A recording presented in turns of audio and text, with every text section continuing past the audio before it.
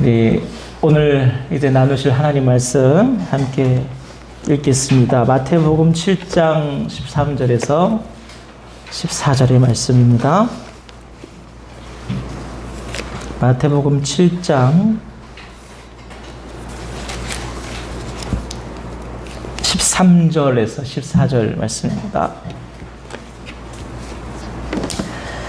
우리 한 목소리로 다 같이 읽어볼까요? 짧은 말씀이니까 함께 읽겠습니다. 좁은 문으로 들어가라. 멸망으로 인도하는 문은 크고 그 길이 넓어 그리로 들어가는 자가 많고 생명으로 인도하는 문은 좁고 길이 협착하여 찾는 자가 적음이라. 아멘.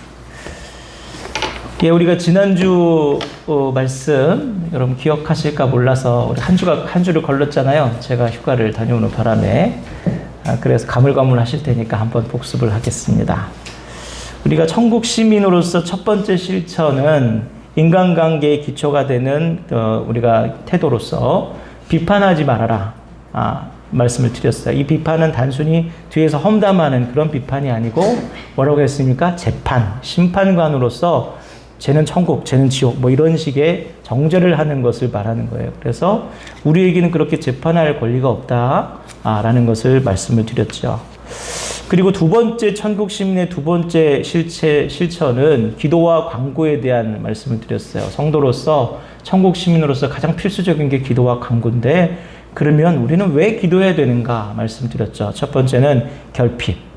우리가 항상 뭔가 부족하기 때문에 하나님 앞에 범죄하고 인간이 하나님을 떠난 순간부터 인간은 늘 결핍을 느끼기 시작했어요. 그래서 그 결핍을 채워야 되기 때문에 기도해야 됩니다. 그리고 두 번째는 상실. 우리는 에덴 낙원을 잃어버렸고 하나님께서 우리에게 주신 그 선한 심령을 잊어버렸어요.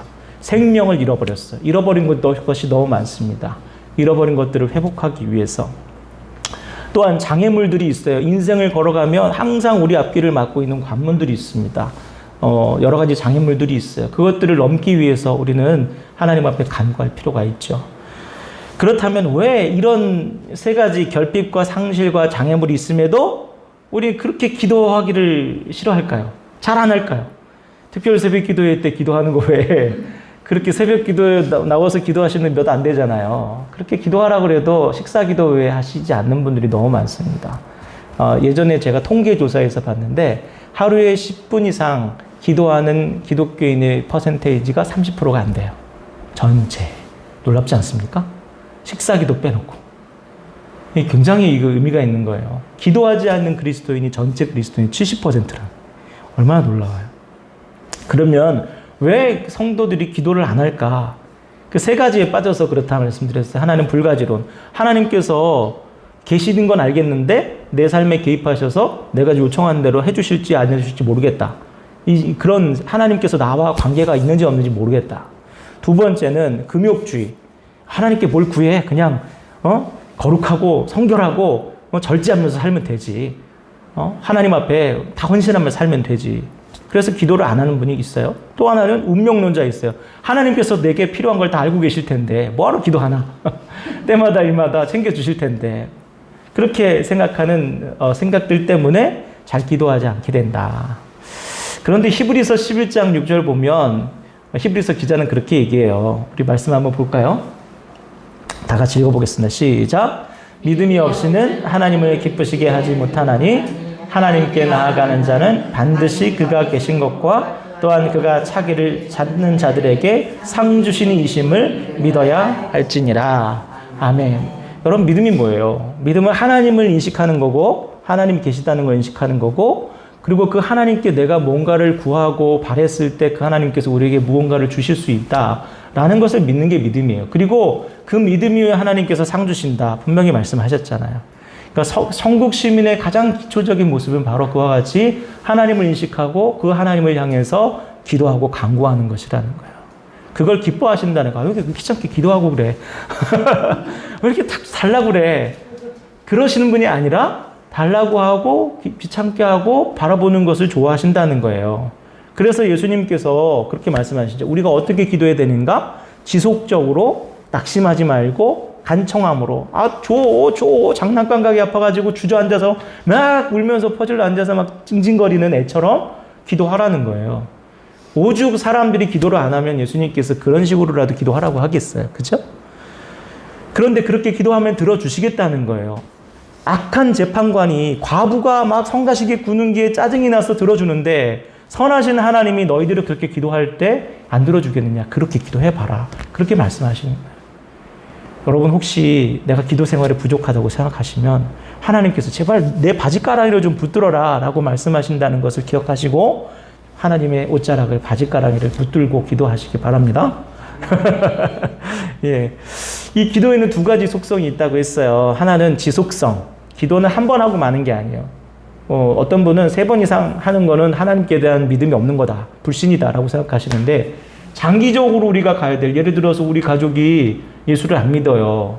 근데 그분을 위해서 딱 3번 기도했고 하나님께서 알아주시겠다고 내버려둬요? 아니잖아요. 저희 아버님이 제가 청소년 시절부터 기도했지만 아직도 예수를 안 믿으세요. 정말 지독해요. 죽을 고비도 있었고 여러 가지 어려움을 경험하면서 올랑말랑 나올랑말랑 하는데 이게 안 되더라고요. 잘.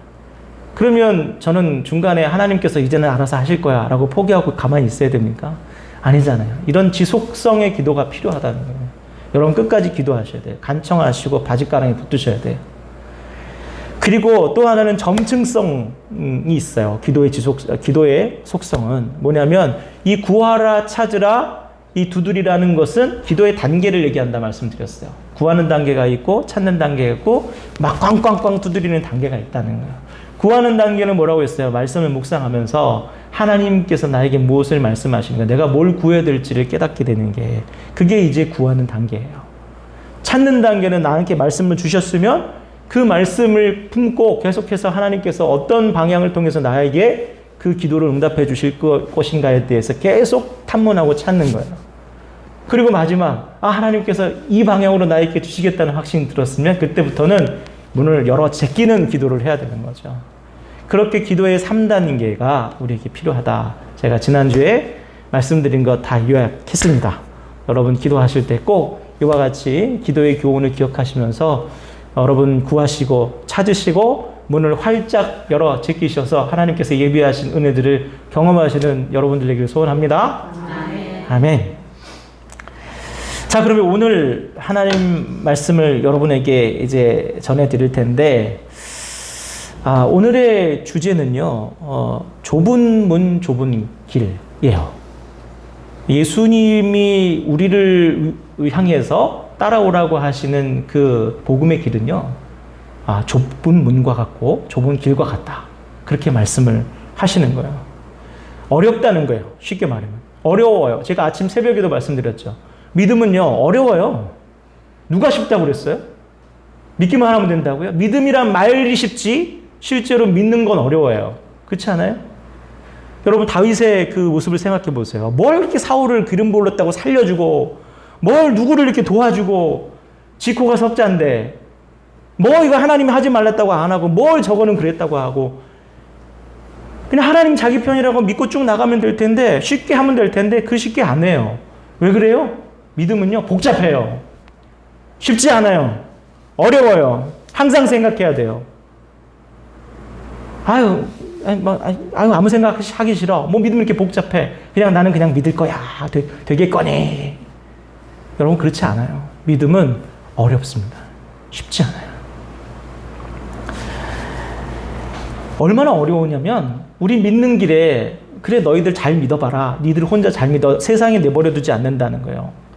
예수 믿는 공동체가 이 땅에 2000년 전에 생긴 이후로부터 이 모든 교회들은 매 시대마다 핍박을 당하고 압박을 당하고 도전을 다 받았어요. 오늘 제가 말씀을 드리고 싶은 게 바로 그거예요. 현대 그리스도인들이 그런 부딪힌 영적인 도전이 뭐냐. 여러분들 지금 숱한 영적인 도전을 받고 있어요.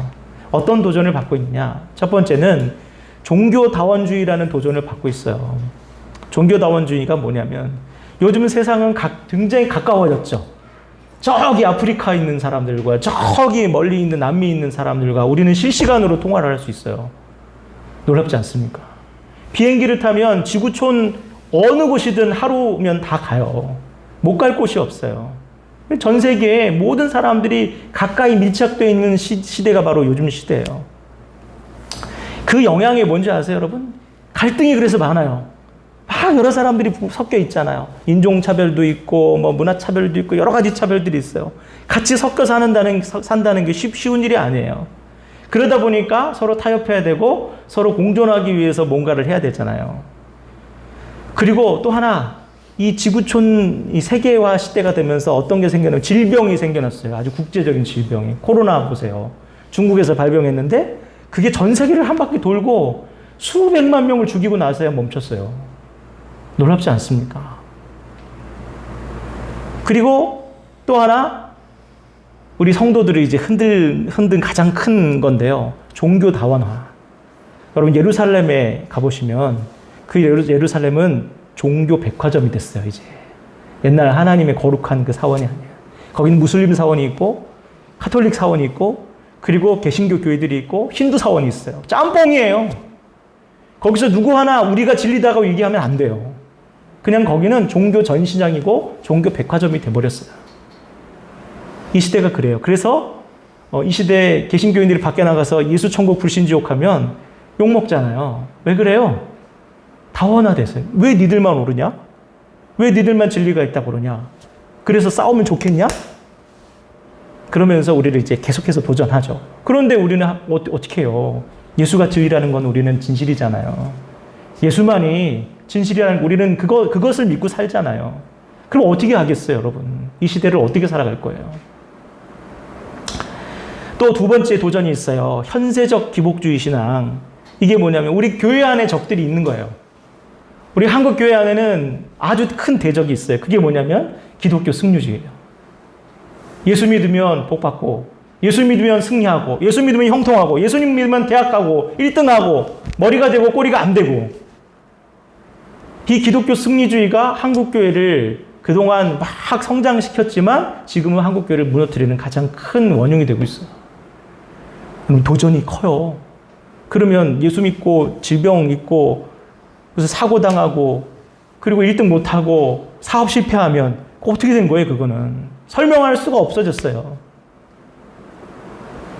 그리고 물씬 숭배, 대형 교회들, 메가처치들이 생겨나요. 자본이 막 들어가서 우리 교회 수영장도 만들어주세요, 주차장도 만들어주세요, 사무실도 만들어주세요, 뭐도 만들어주세요. 그게 있는 곳으로 다 가요. 거기 있는 곳으로. 여기 우리가 서화중앙교회도 교회 학교가 없잖아요. 이제 없어졌잖아요. 그러다 보니까 여기서 애기들 데리고 끌어안고 사무실에 앉아서 예배드리기 싫어요. 그래서 여기 천도리에 사는 분들도, 우리 군인 가족들도 원통교회 내려가요. 제가 알고 있어요. 거기 가서 애들 교육부 집어넣고 자기들 이제 위에 올라가서 예배드리고. 그게 좋아요. 예전처럼 억지로 애들 붙들고라도 어려운 교회, 작은 교회에서 함께 부대끼면서 신앙생활 하는 시대가 아닌 거예요. 그리고 또 하나 우리 성도들의 도전이 뭐냐면 이단 사이비의 도전이에요. 여러분 일주일에 한 번씩 내가 누구로부터 편지를 받는지 아세요? 저희 사모님한테 편지 받는 게 아니고요.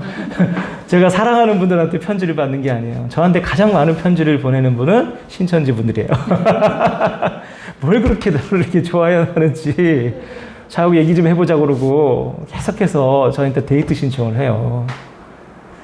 여러분 이단 사이비가 끊임없이 그 2000년 그때부터 시작해서 지금까지 사이비 종말론들은 멈추질 않고 우리 성도들을 계속해서 도전하고 있어요.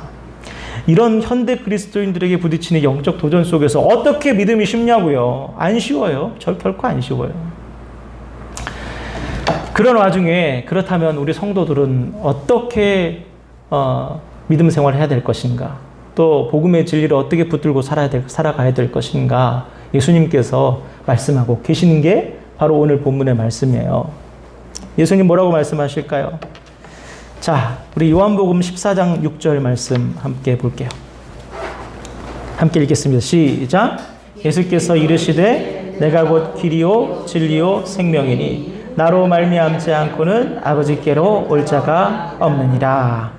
사도행전 4장 12절도 읽어볼게요. 시작. 다른 이로서는 구원받을 수 없나니 천하 사람 중에 구원을 받을 만한 다른 이름을 우리에게 주신 일이 없음이라 하였더라. 아멘. 아멘이시죠? 아멘이셔야 돼요. 그러니까 왜 이렇게 기독교인들이 고집스러워요? 라고 얘기를 해도 아멘이셔야 돼요. 어쩔 수 없어요, 이게. 예수 그리스도는 우리 기독교 신앙의 유일한 해답이에요. 그리고 우리 인간에게 유일한 해답이에요. 어쩔 수가 없어요. 그게 진실이에요. 그런데 그 진실을 우리가 거스르고 어떻게 살아갈 수 있냐는 거예요. 나본 보시면 좁은 문과 좁은 길이 있어요. 이 유일한 해답을 가지고 이 세상을 살아가야 되기 때문에 우리가 어려운 거예요. 그게 좁은 문인 거예요. 그래서 좁은 길이 될 수밖에 없는 거예요. 어원적 의미를 보시면 이 좁은이라는 말은 헬라어로 테틀림메네라고 하는데 고난, 환난, 박해예요. 왜 고난받고 왜 환난 당하고 왜 박해받아요? 예수만이 진실이라고 말하기 때문이에요. 여러분들이 고난받는 이유가 그거란 말이에요. 예수만이 진실이라고 해서 고난받는 거예요. 그래서 고린도전서 1장 23절을 한번 읽어보겠습니다. 함께 볼게요. 시작. 우리는 십자가에 못 박힌 그리스도를 전하니 유대인에게는 거리끼는 것이요 이방인에게는 미련한 것이로되. 아멘. 그래도요, 적어도 이 시대를 사는 여러분들은 그나마 나은 거예요. 예수 믿으라고 길거리에서 전도해도 때리지는 않죠. 잡아가지는 않죠. 제가 예전에 그 청년 아이들을 데리고 한 7년 전, 6년 전쯤에 방글라데시를 다녀온 적이 있어요. 방글라데시는 무슬림 국가예요. 그래서 기독교 포교가 안 되고 기독교인들도 아주 극소수예요. 근데 거기서 이제 NGO 단체 수장을 하시면서 이제 기숙학교를 만들어서 그 방글라데시 아이들을 데리고 기숙학교에서 신앙교육을 시키시던 선교사님이 계셨어요.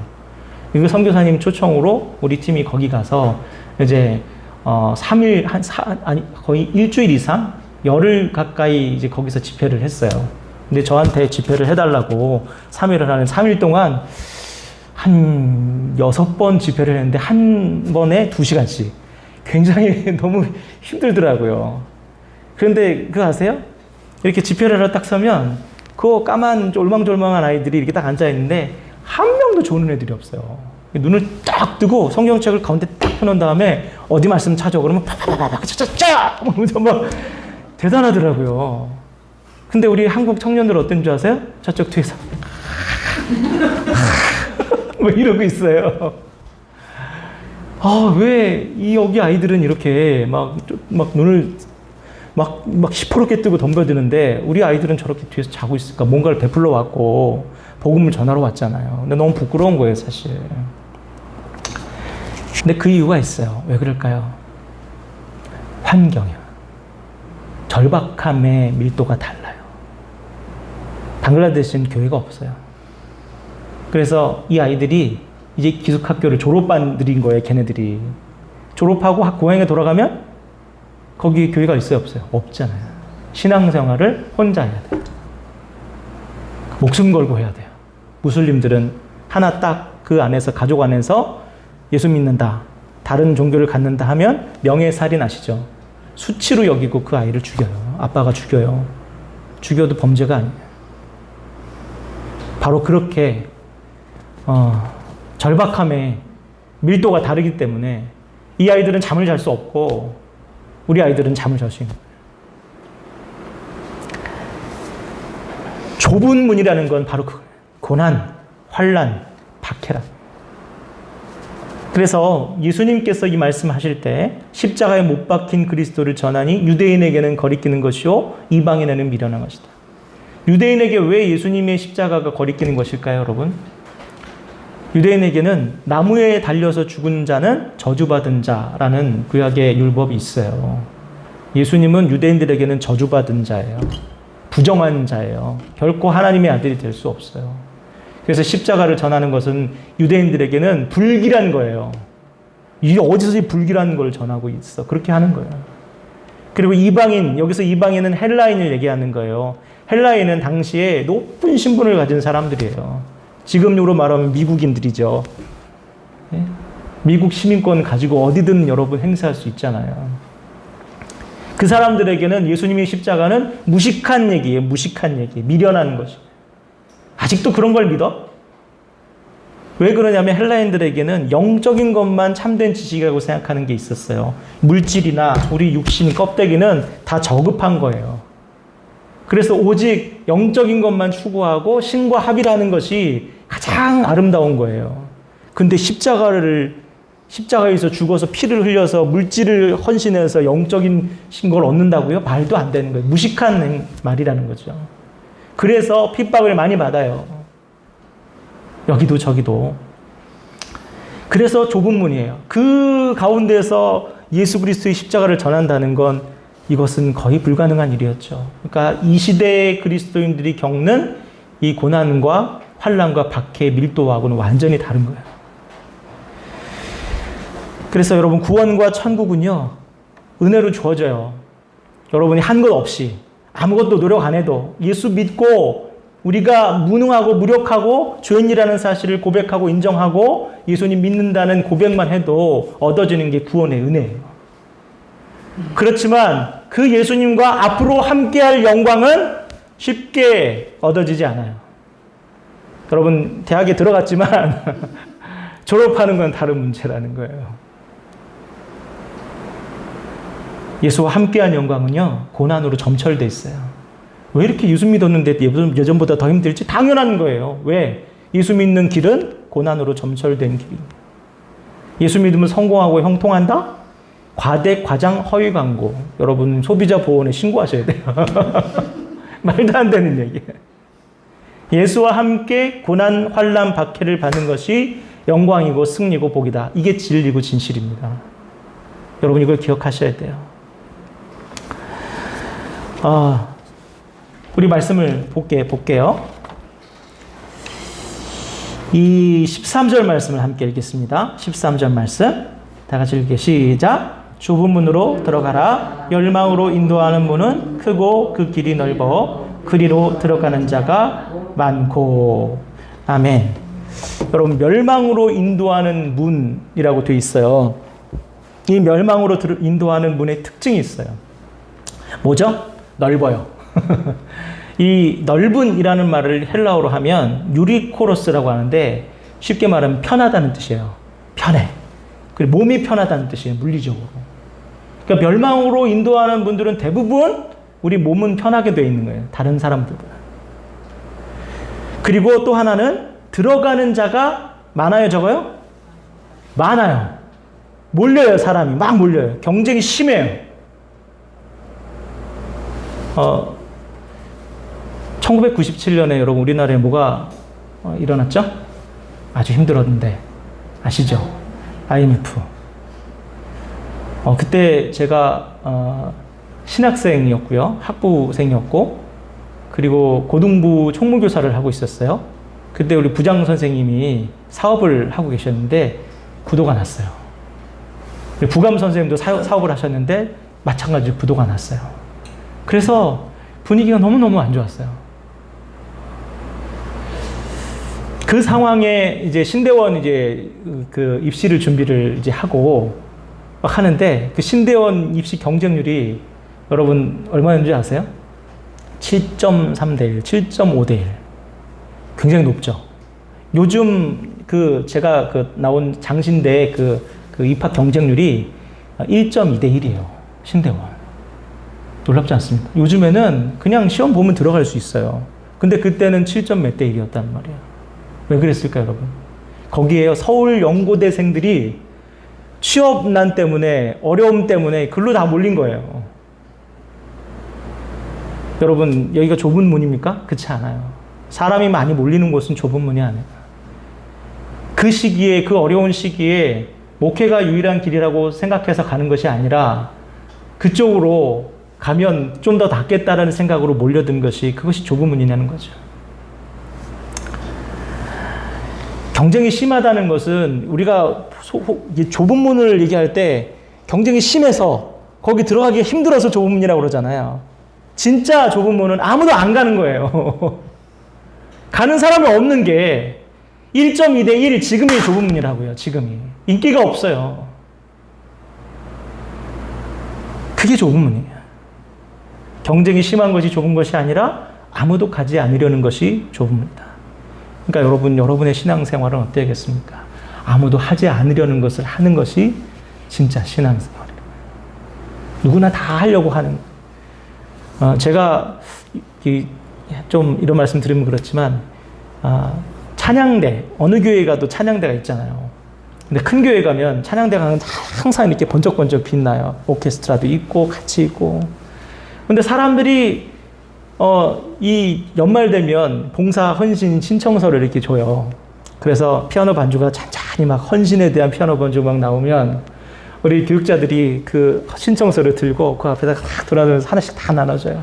그러면 목사님이 잘 연말이 됐으니 우리 하나님 앞에 내년부터 우리 헌신하고 봉사합시다. 그래서 기도하는 마음으로 우리 봉사 신청서를 써달라.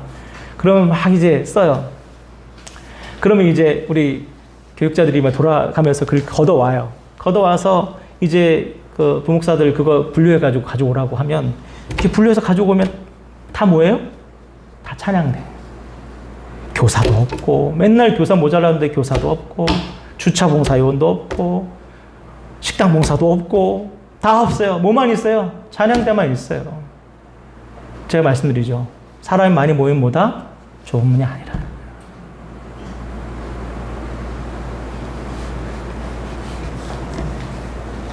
멸망으로 인도하는 문은 넓고 사람들이 몰린다. 제가 찬양대가 멸망을 받는 것이라고 한 게 아니에요. 하지만 굳이 내가 없어도 되는 자리에 내가 비집고 들어갈 이유가 있겠냐는 거죠. 사람이 없다고 하는 그 아우성치는 그곳에 들어가는 것이 좁은 문으로 향하는 신앙이라는 거죠. 여러분, 그 좁은 곳을 바라보셔야 돼요. 이 교회를 바라보실 때 또 하나님께서 우리에게 뭘 원하실까를 생각하실 때 좁은 문이 어딘가를 바라보셔야 돼요. 그리로 달려가요. 아무도 달려가지 않는 그곳으로 달려갈 때 거기가 정답이라는 거예요.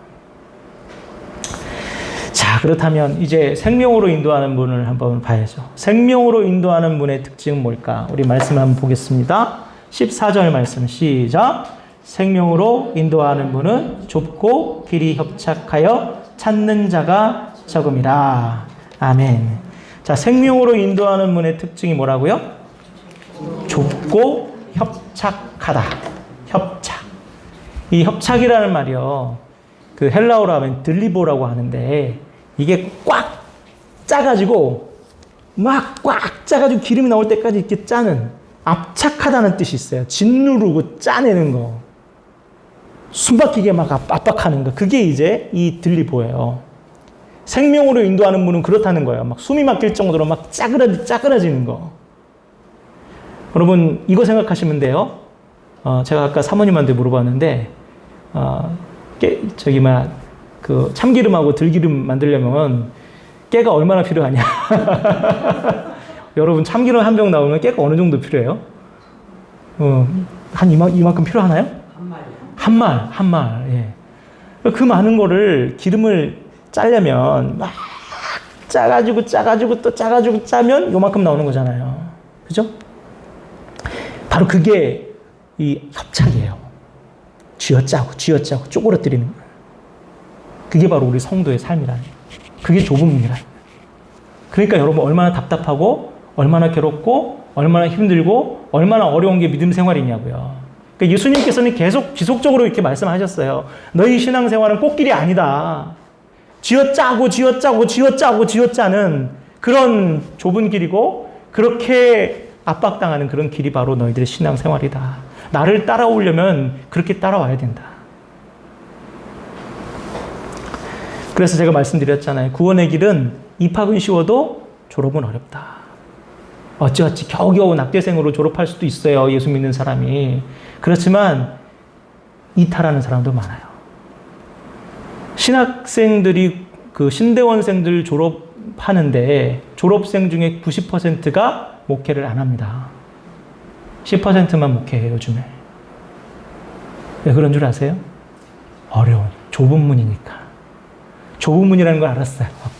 여기 나와봐야, 목회해봐야, 개척해봐야 다 망하고, 교회, 한국교회 사양길이니까 갈 것도 없고, 뻔하거든요. 전망이 좋지 않거든요. 좁거든요. 그러니까 안 가요, 아무도. 신학교들은 지금 다 문 닫게 생겼고, 지금 통폐합 얘기는 예전부터 나왔었어요. 아무도 안 가는 길. 가지 않으려고 하는 그 길, 그것이 좁아요. 좁은 길이에요.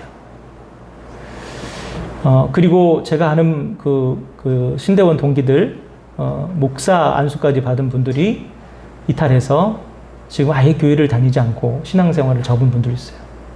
페북에 매번 올라오는데 교회 욕하고 예수님 욕하고 또 이 신앙을 거짓이라고 계속해서 광고하는 분들이 많이 있어요. 믿음의 길에서 이탈하는 사람들. 어려워요, 여러분. 쉽지 않아요. 여러분이 주님 부르시는 그날까지 딱 이 믿음의 길을 가서 졸업하게 되는 건 그래서 여러분 귀한 일이고 너무나 복된 일이고 기적 같은 일인 거예요. 쉽지 않습니다. 결코. 좁은 문에 대한 여러 가지 오해가 있어요. 그 앙드레 지드라는 프랑스 분인데요. 이분이 좁은 문이라는 아주 유명한 책을 써요. 근데 이 좁은 문이라는 이 책의 내용이 뭐냐면 청교도 신앙의 금욕주의에 대해서 회의를 가지고 쓴 그 책이에요. 한 청교도 신앙을 가진 여자, 이제 순결한 그 신앙을 가진 이 여자가, 알리사라는 그 여자가 주인공인데, 이 여자를 통해서 청교도 신앙의 그 엄격하고 금욕적인 그런 것들이 얼마나 허구적인가를 자꾸 보여줘요. 그리고 놀라운 것은 이분도, 이 작가인 앙드레 지두도요, 청교도 신앙으로 시작했어요. 엄격한 신앙병으로 시작했는데 나중에 배교를 합니다. 나중에는 교회를 안 다니고 30살이 더 어린 자기 그 친구의 아들과 동성애를 하는 것으로 인생을 마감해요. 제대로 된 신앙생활을 해내지 못한 거죠. 근데 왜 그렇게 됐냐면 종교적 계율을 철저히 지키는 것이 좁은 문이고 예수 신앙이다라고 그렇게 자꾸 주입되어 왔기 때문에 거기에서 이탈을 한 거예요. 여러분, 예수 믿는 것이 어떤 우리가 청교도 신앙처럼 몇 가지 계율 철저히 지키는 것, 그게 전부가 아니잖아요. 좁은 문은 여러분 이 본질을 얘기합니다. 본질을. 우리 마태복음 23장 23절 한번 보겠습니다. 마태복음 23장 23절 다 같이 읽겠습니다. 시작.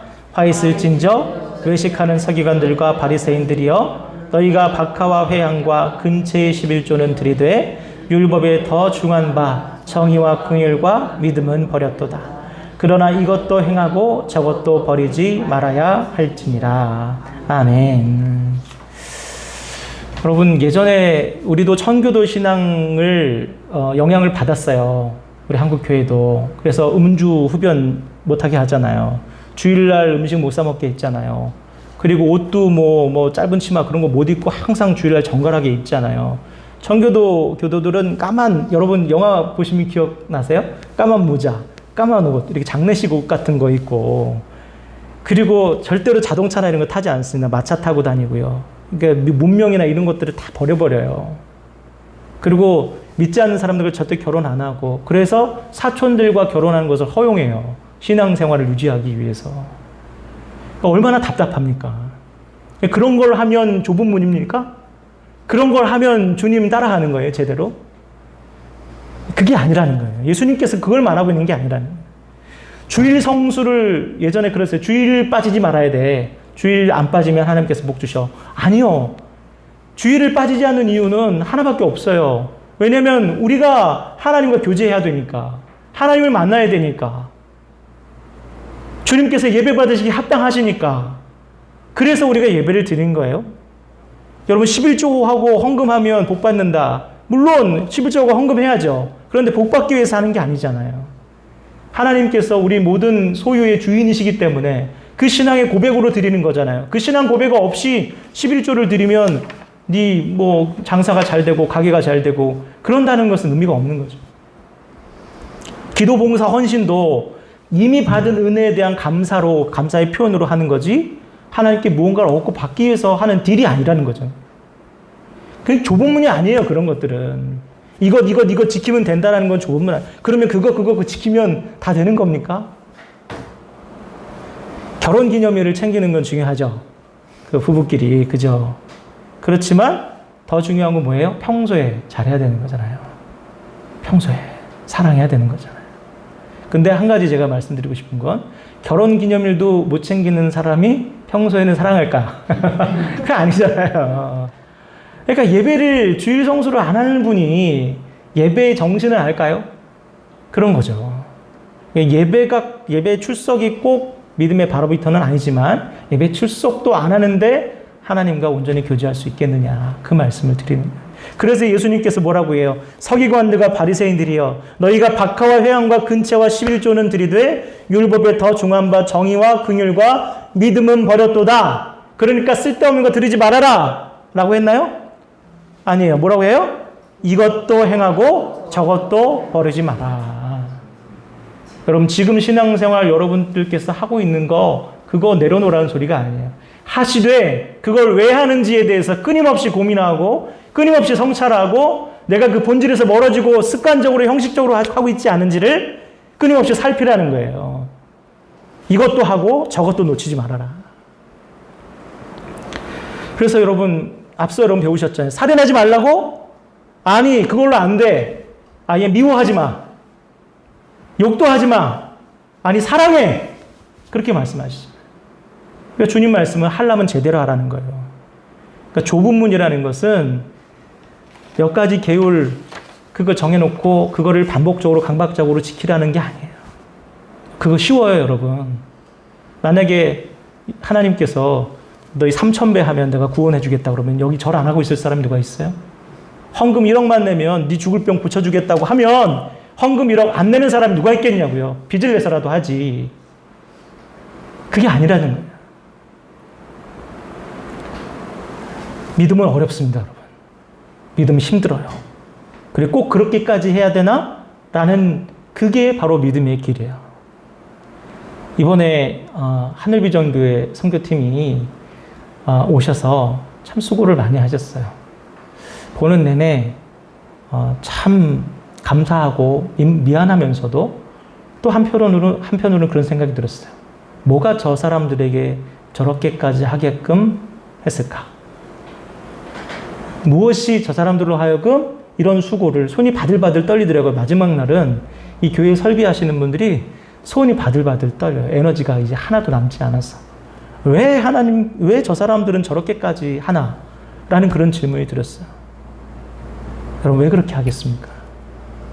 그게 바로 좁은 문이고 예수님께서 그들에게 주신 사명이라는 것을 그들이 깨닫기 때문에 좁은 문이에요. 그분들이 만약에 좁은 문이 아니라 더 편한 걸 원했으면 아주 좋은 펜션 얻어서 좋은 대강당 얻어서 거기서 좋은 강사 초청해서 좋은 말씀 들으면서 은혜 받으면서 좋은 찬양팀 불러다가 막 은혜스러워 하면서 통성기도 하면서 그렇게 하나님 부르짖고 은혜를 마음껏 누렸겠죠. 근데 그렇지 않았잖아요. 좁은 문은 남이 가지 않으려고 하고 하지 않으려고 하고 몰리지 않는 그곳에 항상 있고 주님께서는 항상 거기에 먼저 가셔서 우리를 초청하고 계셔요. 그게 바로 십자가잖아요. 주님은 십자가에 오르셔서 우리를 십자가로 초청하셔요. 근데 주님은 십자가에서 죽으시고 나는 편안하게 살고 그것은 아니죠. 예수님께서는 분명히 말씀하셨어요. 너희 각자의 십자가를 지고 나를 쫓아가라. 그게 믿음의 길이고 십자가의 길이고 좁은 문이고 좁은 길이고 생명의 길이다. 여러분 어떻게 하시겠습니까? 이 세상에 흔하디 흔한 소위 기독교인이라고 일주일마다 한 번 앉아서 예배 드리다가 저 사람이 평소에는 어떤 사람인지도 모를 정도의 정체성을 가진 물에 물 탄 듯 술에 술 탄 듯한 교인 아닌 것 같은 교인으로서 인생을 마감하시겠습니까? 아니면 좁은 문을 끊임없이 파고 들어가는 주님께서 여러분에게 주신 십자가 붙들고 고대문과 쥐어짜는 것 같은 그런 삶 속에서도 주님 끝까지 쫓아가시고 그 부르심에 초청에 응하시겠습니까? 오늘 이 말씀에 여러분 온전히 응답하시고 좁은 문을 두드리시고 좁은 길을 걸어가게 되시는 참 제자가 되기로 결단하시는 저 여러분 되기를 주님 이름으로 축복합니다. 네, 기도하겠습니다. 하나님 아버지 감사합니다. 주님께서 저 높은 하늘에서 영광스러운 보좌에서 잘 살아라, 잘 해봐라, 그러면 나처럼 높은 곳에 올라올 수 있을 것이다 말씀하시지 않으시고 그 쓰디쓴 십자가 위에서 그 좁고 협착하고 죽음의 사망의 그 자리에서 그곳 먼저 가서 저희를 부르시고 초청하고 계심을 이 말씀을 통해서 깨닫습니다. 아무도 가려고 하지 않고 아무도 보려고 하지 않고 아무도 그 부름에 응답하려고 하지 않는 그곳이 바로 주님께서 우리를 부르시는 곳이고 생명의 문이고 생명의 길이고 참된 우리 성도의 자림을 깨닫게 해 주시옵소서. 그리고 그 길로 걸어가는 참된 제자로서 살아가는 저희가 될 수 있도록 인도하여 주시옵소서. 우리가 얻을 영광은 십자가의 영광임을 기억하게 도와주시고 그 십자가의 영광을 사모하여 하나님 좁은 문과 좁은 길을 기꺼이 달려가는 우리 모든 성도들 다 될 수 있도록 인도하여 주시옵소서. 예수님의 이름으로 기도드립니다. 아멘. 우리 찬송 부르시겠습니다. 주님 다시 오실 때까지.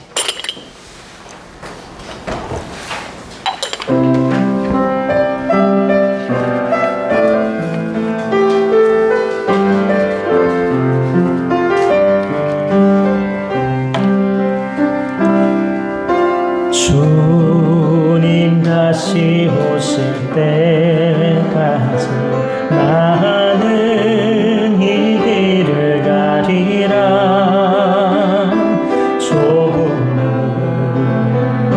좁은 길 나의 십자가 지고 나의 가는 이 길 끝에서 나의 가는 이 길 끝에서 나는 주님을 보리라. 영광의 내 주님 나를 맞아주시니 주님 다시 오실 때까지 나는 일어나 달려가리라. 주의 영광 온 땅 덮을 때 나는 일어나 노래하리. 내 사모하는 주님 온 세상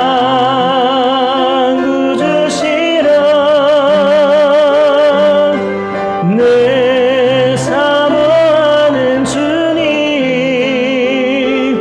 영광의 왕이시라. 내 사모하는 주님 내 사모하는 주님 온 세상 구주시라.